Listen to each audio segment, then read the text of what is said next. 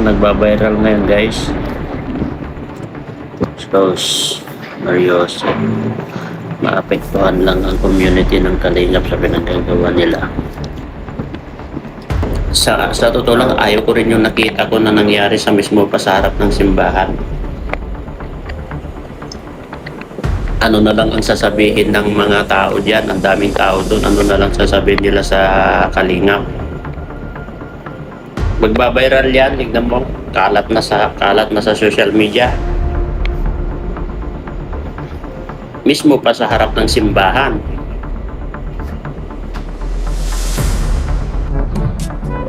Yo guys! Magandang araw, magandang gabi mga Kalingap. Eto na naman tayo guys.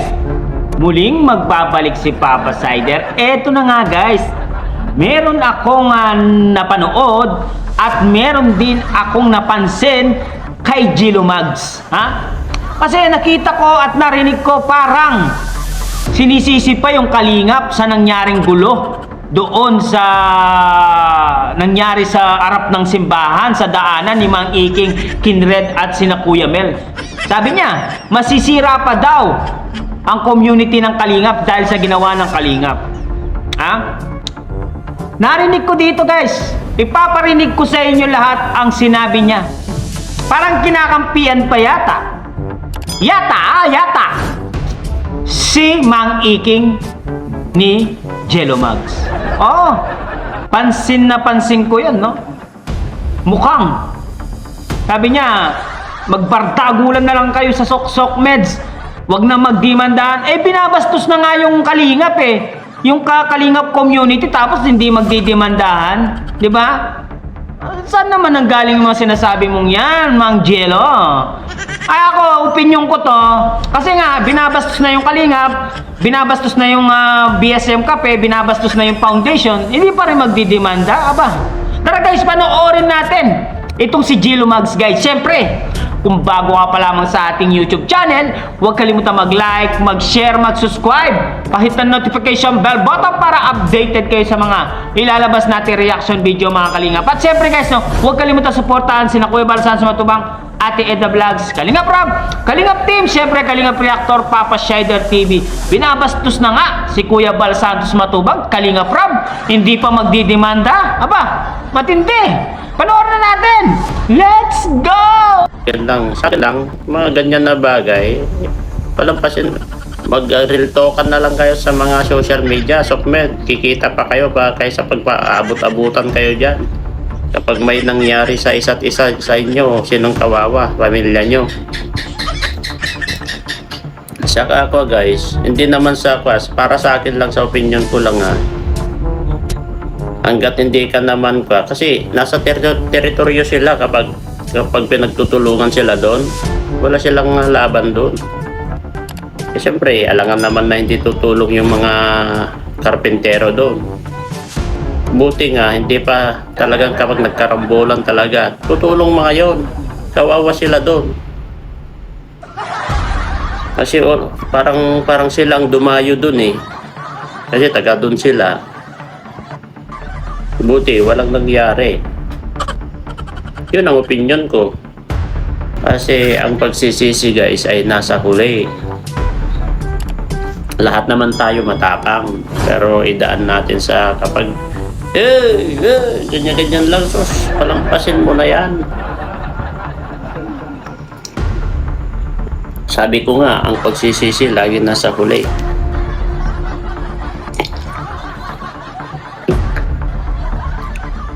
Dapat magbardagulan na lang kayo sa Sokmed, kikita pa kayo.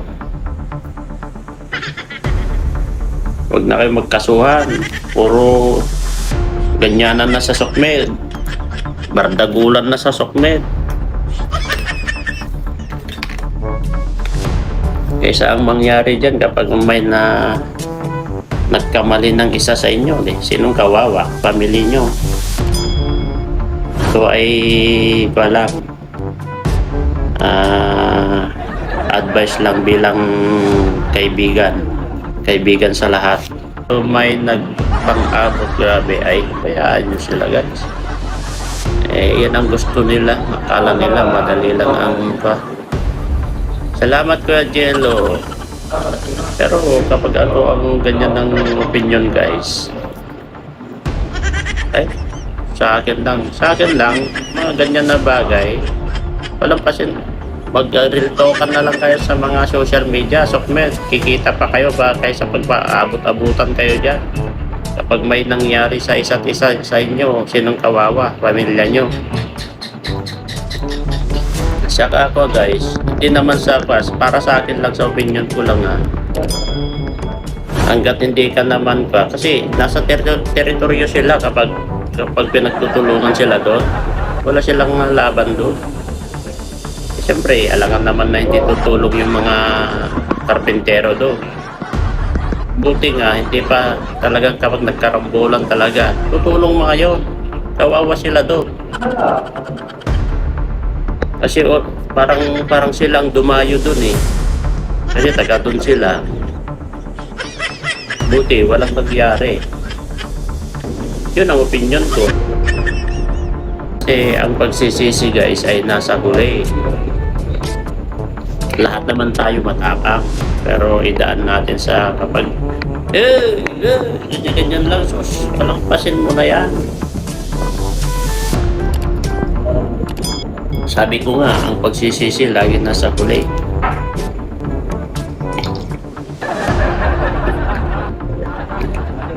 Dapat magbartagulan na lang kayo sa Sokmed, kikita pa kayo. Huwag na kayo magkasuhan, puro ganyanan na sa Sokmed, bardagulan na sa Sokmed. Kaysa ang mangyari dyan kapag may nagkamali ng isa sa inyo, sinong kawawa? Pamilya nyo. Ito ay wala. Advice lang, bilang comment down below kung ano po advice nyo sa nangyari. Sa totoo lang,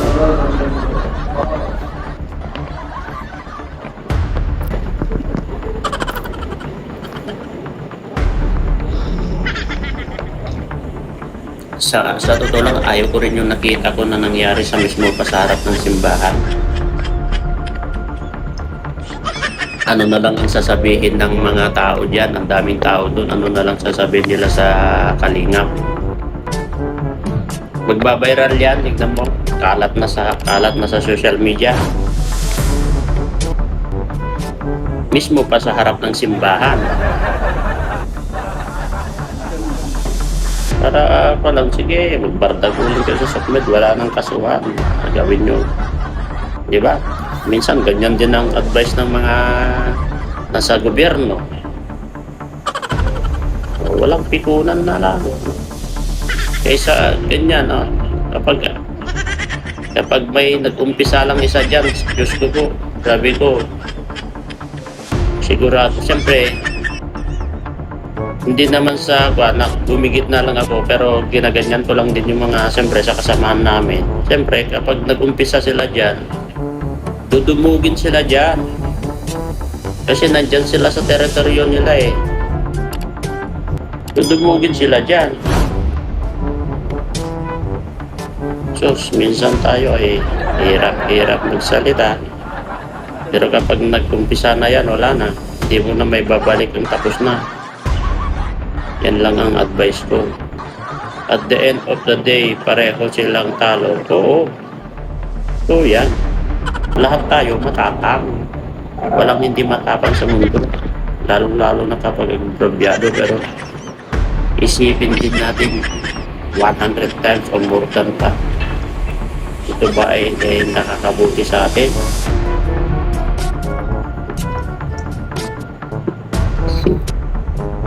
Kasi time na nagkapatayan kayo dyan, napatay mo man yung isa, kawawa ka. Ano sa tingin mo, hindi ka makukulong? Kumusta ang pamilya mo? Eh ngayon, kapag ikaw napatay, kawawa ang pamilya mo, kawawa pa rin ang pamilya niya. Ganun lang yun. Kaya isip-isip minsan. At yun nga guys, narinig natin si Gilo Mags na sinabi niya na masisira daw yung community ng Kalingap at nakakahiya daw dahil nandoon daw yan Yata, puro yata na lang ako ha, pero hindi ko siya binibintang dito. Nandoon pa naman yung kalingap doon sa enkwentro ng gulo. Mukhang parang nagbe-blame pa na kasalanan pa ng kalingap. 'Di ba? Sabi niya, kung tinawag ka lang at sinigawan ka lang, yung pagsigaw na yon, nag-aamok na yon. Kahit sino naman yung sigawan ka sa daanan, kahit ako, sigawan ako sa daanan, at hinto ako, sinigawan ako, tapos inaamok ako, bakit hindi ako hinto? Ha? Bading ba kami? Para hindi kami uminto? Dignidad na nila yung nakasalalay doon. Kailangan nilang uminto para malaman nila ano yung pinagsisigaw-sigaw nila ni Mang Iking doon sa kalsada. O, tas sabi mo, magbardagulan na lang sa sokmed. Binabastos na nga yung tao, tapos ayaw mo pang magdemanda. Ay, iba yung ano mo, iba yung, ano pangalan nito? Iba yung opinion mo, iba yung opinion namin. Opinion mo yun eh. Kasi parang nangyayari dito, parang sinasabi mo dito na nakakaiya, parang nakakaiya yung kalingap, yung ginawa ng kalingap doon sa kaguluhan doon sa harap ng simbahan. Yun ang gusto siguro parating ni Gilo Mags dito. Ha? Narinig ko rin si Bopil Vlogs na yun din ang aking opinion, parehas kami ng opinion ni Bopil. Oo, para sa akin, kung kinakalaban na, binabastos na, bakit hindi magdemanda, di ba? Ganun yun. Hindi yung sasabihin mong magbardagulan na lang sa social media. Lalong maggugulo yun. Lalong magkakagulo yung community ng kalingap. Kapag nagbardagulan sa kalingap. Eh, magmumurahan yan pag hindi nagdemandahan. Alam mo ba yun? Ha? Baka hindi hinto yan si Kapisot na baka hindi lang mura yung gagawin niya. Lahat ng kilos ng kalingap ay aalungkatin niya yan. O, isa rin si Mang Iking. Bakit mo, parang kinakampihan mo pa yata itong si Mang Iking sa nangyaring kaguluhan. Sinabi mo nakakahiya yung kalingap doon sa nangyari, di ba? At sinabi mo madadama yung community ng kalingap doon. Gilo Mags, ikaw yung magsabi noon. Ha? Napanood ko yung yung video mo, yung live mo doon sa isang channel mo. Napanood ko yun, Gilo Mags. Guys, tama ba? Tama ba yung ako ginagalang ko naman yung opinion ni Gilo Mags, pero dapat kalingap ka eh. Dapat hindi mo sinasabing nakakaiya sa ginawa ng kalingap, 'di ba? Parang sinasabi mo doon eh. Binabanggit mo dito na masisira ang kalingap sa ginawa nyo. Sino bang gumawa? Yung kalingap, 'di ba? Yung kalingap ang sina Kinred at sina Kuya Mel po ang nagkaikwentro doon. Tapos, sinabi mo pa dito na nakakaiya sa mga tao kasi nandoon yung sasakyan na yata ng kalingap doon sa mismong kalsada. Kahit naman sino, pag minura ka or naghamok ng haway itong si Mang Iking, sigurado, kung siyempre may bayag naman si Kinred, may bayag si Kuya Mel, kaya pumarada sila. 'Di ba? Pero binabastos ka na, hindi ka pa lalaban. Sabi mo, sa sokmed na lang mag-away-away. Lalo magkakagulo pag sa sokmed. Baka magmumurahan pa yan. Mag-ano pa yan. Pag hindi mo inasikaso yan, talagang lalala at lalala yan. Lalo na, ito si Kuya Bal Santos binabastos na sa sokmed. Kuya Rab Matubang binabastos na sa sokmed. Tapos hindi pa sila magdidemanda. Sabi mo, wala nang demandahan. Lalaki yung ulo nila pag walang demandaan na magaganap. Talagang gagawin nila yung gusto nila. Papahiya nila yung kalingap, sisirain nila yung kalingap kapag walang demandaan na naganap. Sana maintindihan mo rin to, Gilo Mags. 'Di ba? Kasi iba yung opinion mo, iba yung opinion namin dito. Magkaiba tayo ng pananaw sa buhay. Kasi yung sa'yo, gusto mo wala nang demandaan, bardagulan na lang sa sokmed. Hanggang doon, bardagulan hanggang sa masira yung community, di ba? Kaya nga nagdemanda itong si Kuya Bal Santos Matubang at si Kalingap Rab kasi sinisira na ang kalingap at marami na nawakwak. Di ba? Ano masasabi nyo guys? Anong masasabi nyo dito sa paliwanag at explanation ni Gilo Mags dito? Ako hindi ko biniblame si Gilo Mags dito, pero parang yung sinasabi niya dito, parang nakakaya daw. Parang nakakaya daw. Lagyan ko ng daw para hindi sure, no? Parang nakakaya daw yung kalingap sa ginawa nila. Ano masasabi nyo daw, guys? Parang papunta na yata sa A. Papunta na ba siya sa ano? Comment down below at babasahin natin lahat, guys. Ano ang masasabi nyo sa opinion ni Jello Mags doon sa kaguluhan ni Kuya kaguluhan ni na Mang Iking, Kinred at Kuya Mel doon sa harap ng simbahan?